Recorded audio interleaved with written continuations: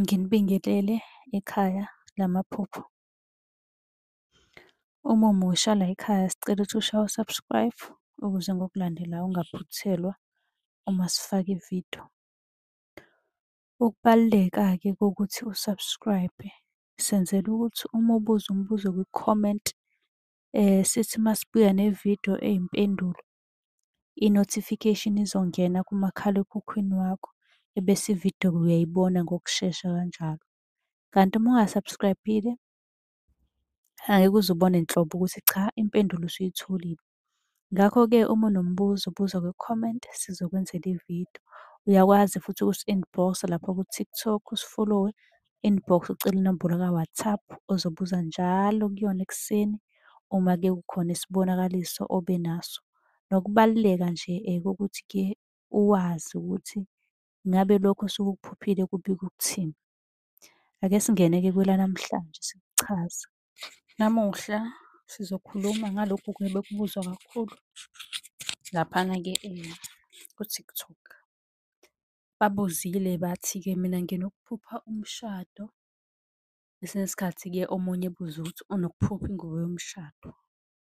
Ngizokuchaza nje ngokuhlukana lokhu kokubili njengoba nakho kubuzwe abantu abahlukene. Ukuphupha ngomshado.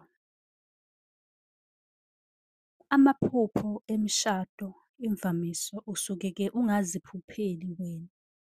Esikhathini esiningi nje kusuke kumayelana nomunye umuntu. Kuyenzeka-ke kube umuntu oseduzane nawe, isihlobo, ikhaya, okanye-ke kube umuntu okude nawe.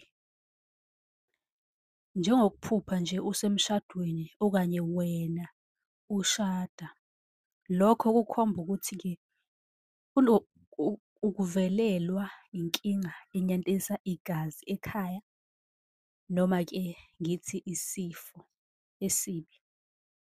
Njengoba ngishilo ukuthi kuyenzeka kube kumuntu osondelene nawe okanye okude, kodwa akujwayelekile ukuthi kuqonde wena ngqo. Esinye isikhathi-ke ake sithi uphupha ngengubo yomshado. Ngabe-ke khona kubika ukuthini? Ake sichaze nje uma kuwukuthi wena uyigqokile, ukuphupha ugqoke ingubo yomshado. Kuyakhomba nakho ukufa noma kukhombe ukubi ekhaya okungase kunivelele. Lijwayele-ke ukuvela ebantwini-ke abasondelene ekungenzeka ukuthi isihlobo okanye-ke basondelene ngokwegazi. Uma unombuzo nawe-ke ufisa ukuthi sikuphendule ngevidiyo sicela ukuthi ubuze kwi-comment or noma-ke usibuze ku-inbox. Engithanda ukukudlulisa ukuthi-ke izincwadi zizophuma maduzane. Uma uyidinga nje nawe ungasondela ku-inbox sizokwazi ukuthi-ke sikubeke eceleni nalaba-ke abazilindele.